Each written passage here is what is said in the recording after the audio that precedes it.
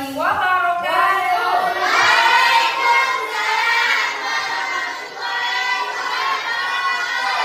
Selamat pagi. Pagi.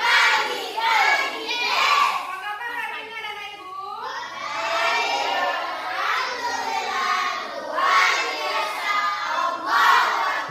Baik, alhamdulillah. Jadi sebelum kita memulai pembelajaran kita pada hari ini, alangkah baiknya kita berdoa terlebih dahulu supaya pembelajaran kita berkah dan mendapatkan manfaat. Oke, Bu minta tolong Azhari sebagai ketua kelas pimpin doa.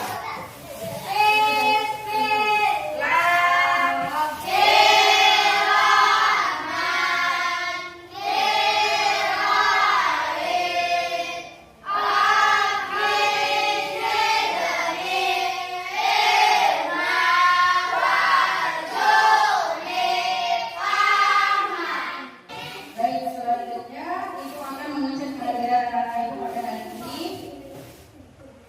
Ini akan masuki Aisyah yang angkat Akila Syakir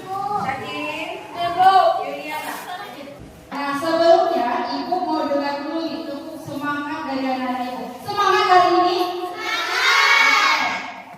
Ibu dengar dulu ya. Terus semangat.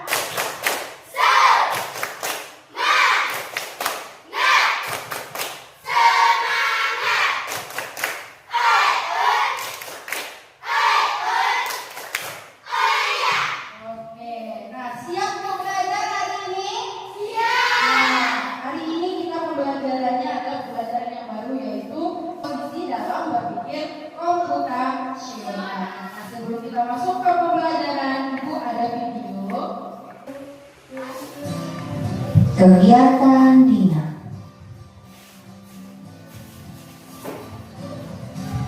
Dina bangun tidur pukul 5 pagi.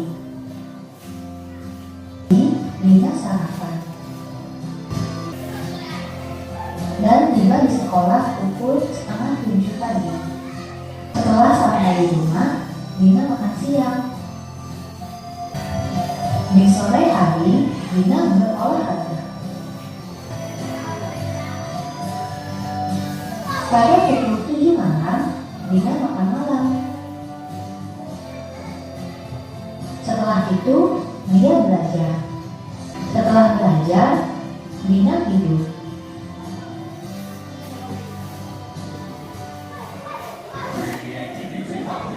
Oke, sudah lihat semuanya videonya? Nah, kira-kira anak Ibu semuanya apa yang kalian lakukan ketika ingin berangkat ke sekolah? Mandi dulu, kemudian setelah sarapan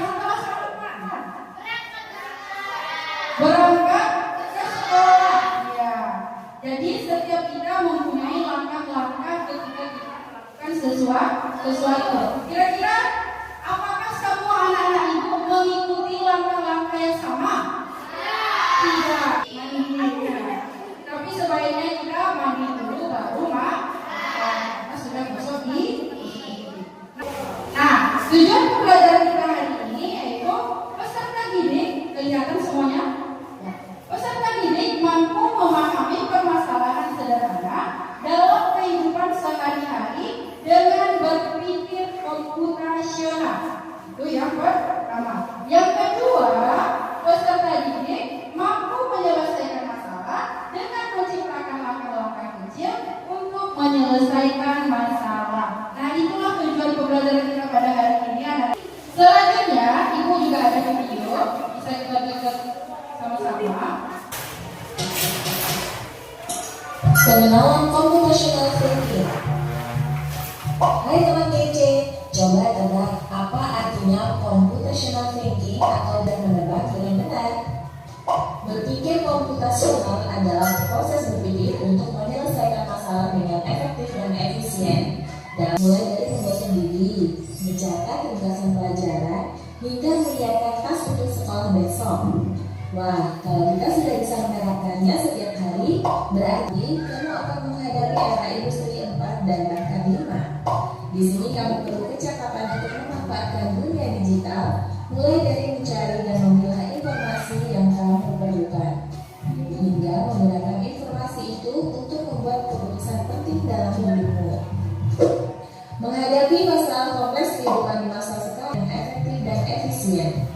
Nah, kalau begitu, bagaimana agar kita bisa berpikir komputasional? Dekomposisi artinya membagi masalah kompleks ke bagian yang lebih kecil agar mudah diselesaikan.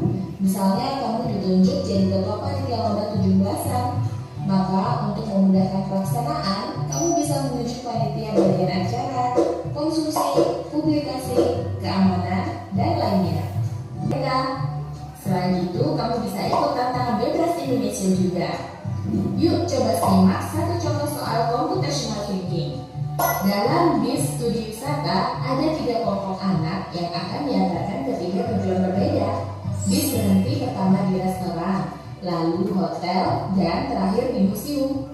Hanya ada 1 tempat penyimpanan koper di samping BIS, yang hanya bisa dibuka dari 1 pintu. Sopir bis ingin mengatur koper-koper penumpang hingga mudah dikeluarkan. Bantu supir bis menentukan urutan memasukkan koper-koper itu ke dalam tempat penyimpanan. Pertanyaan, koper kelompok anak yang mana yang dimasukkan? Sudah selesai. Nah, dari video tadi, kira-kira anak ibu semuanya sudah paham apa itu berpikir komputasional? Ada yang tahu apa itu berpikir komputasional? Jadi apa yang dapat kalian ambil pelajaran? Oh, dalam video tadi. Tadi kan sudah tonton video semua kan? Sudah. Apa yang ada di dalam video? Apa yang kalian lihat di dalam video? Restoran. Terus kenapa restoran? Ya, hotel kenapa? Kenapa dengan hotel dan restorannya?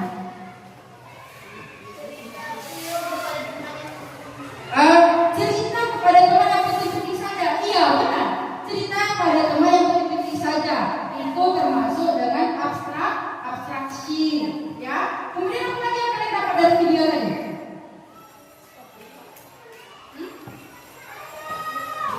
Jemur pakaian, ya. Jemur pakaian tadi itu salah satu contoh dari pengenalan pola yang harus mengetahui dulu yang mana baju ibu, yang mana baju ayah, dan yang mana baju kita tidak belanja. Oke, sekarang ibu minta tepuk tangan untuk kita semuanya. Ya, kalian sudah luar biasa. Sebenarnya kalian tadi tahu apa yang kalian tonton, hanya saja kalian tidak berani untuk menyampaikan. Lain kali tidak apa-apa, sampaikan saja. Salah benar urusan belakangan, nanti akan diperbaiki oleh gurunya.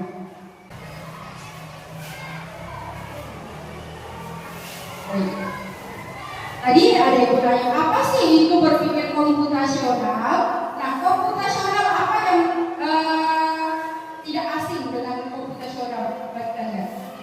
Apa yang sering kalian dengar komputasional? Komputer, iya. Komputasional itu komputer yang sering kita dengar. Ada lagi? Nah, jadi berpikir komputasional tadi juga kita dekomposisi dalam berpikir komputasional. Nah, jadi komputasional adalah berpikir seperti komputer. Apakah kita harus jadi komputer dulu? Tidak, tapi kita dianjurkan untuk berpikir secara komputer. Apa maksudnya berpikir secara komputer? Nah, berpikir komputasional adalah cara kita menyelesaikan masalah dengan meniru langkah-langkah yang dilakukan oleh komputer. Nah, yang dasarnya seperti ini. Nah, ketika kita memiliki masalah, kita semua pasti punya masalah, ya kan? Ya kan? Pasti punya masalah semuanya kan? Jadi masalah kita itu, nah, sebesar apapun masalah kita, akan kita pecahkan menjadi hal-hal yang lebih kecil. Supaya apa? Supaya kita dapat menyelesaikan masalah tersebut. Nah, kemudian walaupun di sini dikatakan berpikir komputasional, gimana? Fokus ke sini, nanti nggak apa-apa. Nah, walaupun kita berpikir komputasional, di sini bukan tentang siapa yang pandai main komputer, bukan. Ya, bukan siapa yang pandai main komputer. Tapi apa? Cara berpikir yang teratur dan logis. Bagaimana kita berpikir?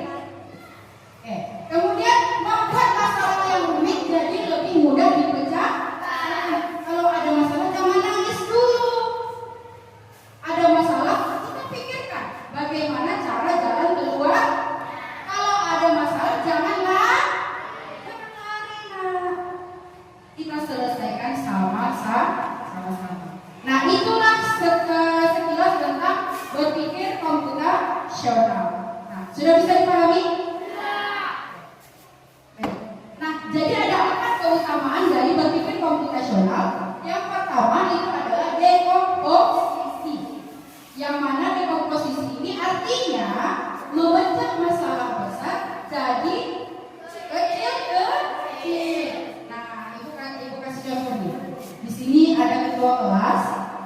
Nah, misalkan ibu bilang, Azhari kamu ketua kelas. Ibu minta hari ini kalian harus membersihkan kelas, ya, harus membersihkan kelas dengan pokoknya harus bersih. Nah, itu ibu kasih apa? Masalah kan?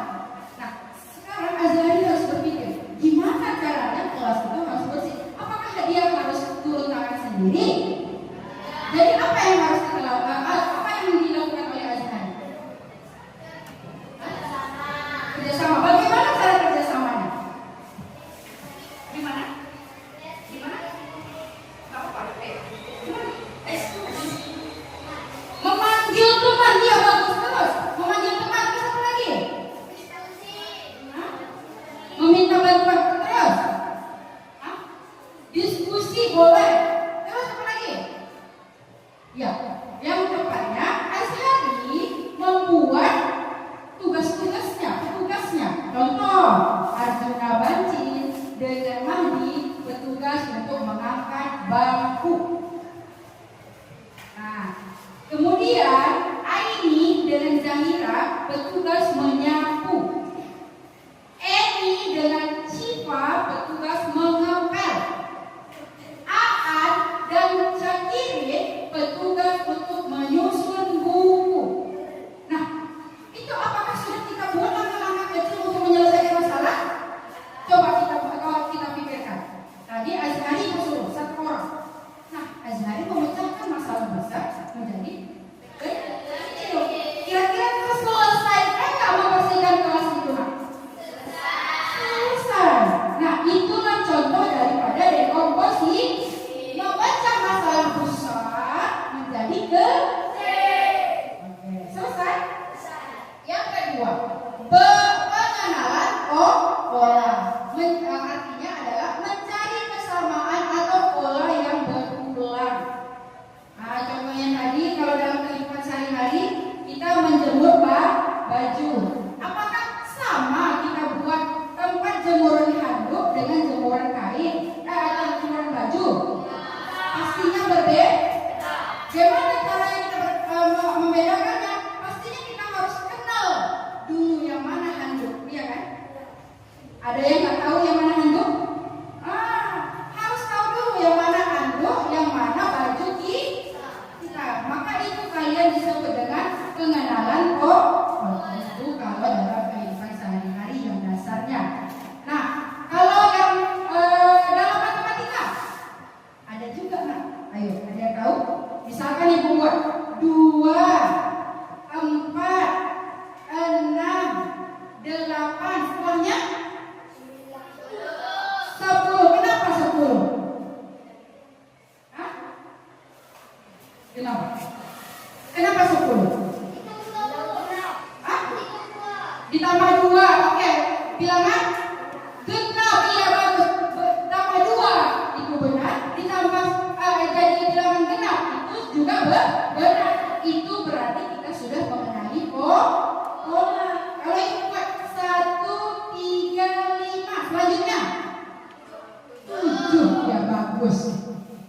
Oke, paham? Nah, itulah disebut dengan pengenalan pola. Selanjutnya ada abstraksi. Abstraksi ini fokus pada informasi yang penting-penting saja. Oke, sudah paham? Selanjutnya yang keempat ada algoritma, membuat petunjuk langkah-langkah. Nah, algoritma ini anak-anak ibu hampir sama dengan dekomposisi.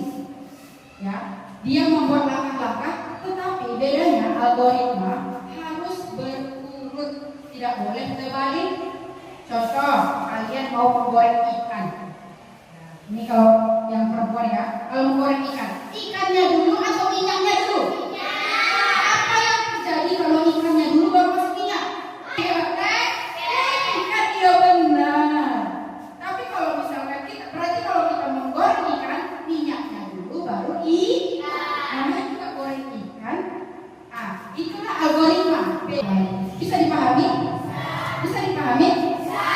Bagus sekali. Nah, selanjutnya kita dekomposisi. Kita hari ini fokus pada dekomposisi saja. Kita fokus sama dekomposisi.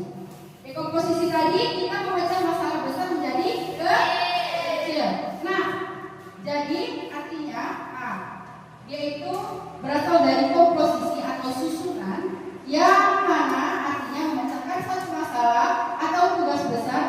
menjadi beberapa bagian lebih kecil dan lebih mudah dikelola. Contohnya, misalkan ibu bilang, Eni, kamu ketua sebagai perayaan hari ulang tahun si Paimah hari ini. Kamu ketuanya. Mana caranya terserah. Pokoknya hari ini ulang tahun Paimah harus ada acara. Kamu ketuanya. Nah, apa yang kamu pikirkan yang pertama sekali? Membuat panitia. Nah, panitia apa yang dapatnya? Bagian konsumsi. Apa konsumsi? Bagian makan-makannya, ya kan? Namanya itu acara, pasti ada makan. Kemudian bagian tempatnya, bagian dekor-dekornya. Kemudian apa lagi? Bagian dokumentasi atau foto-foto. Ya, itu dulu yang dipikirkan sama dia baru. Nah, nih, bayangkan kamu mau makan kue ulang tahun yang besar, kamu tidak mungkin memakannya sekaligus. Gimana kamu makan sekaligus? Ya, kamu pasti akan memotongnya menjadi irisan-irisan kecil. Nah, itulah dekomposisi. Nah, ini contoh-contohnya. Baik. Nah, selanjutnya ibu mau kalian membagi kelompok. Nah, ini ada 3 kelompok ya. Di sini ibu mau kalian mengerjakan proyek KPD. Kalau misalkan kurang, nanti Pak aja nomor 6-nya ya. Di sini ibu minta kalian semuanya bekerja sama, tidak sendiri-sendiri. Nah, coba perhatikan semuanya, dulu. Perhatikan semuanya. Di sini katanya pilih satu kegiatan besar. Terserah kalian kegiatan apa. Boleh merayakan ulang tahun, atau boleh menyiapkan sarapan, atau boleh yang tadi membersihkan kelas, atau bebas. Kalian buat judulnya apa? Kotak-kotaknya itu kalian buat langkah-langkahnya, paling sedikit 4, paling banyak 6. Boleh kalian buat, terserah kalian apa kegiatan yang mau kalian buat. Kemudian tuliskan langkah-langkahnya dan siapa yang petugasnya.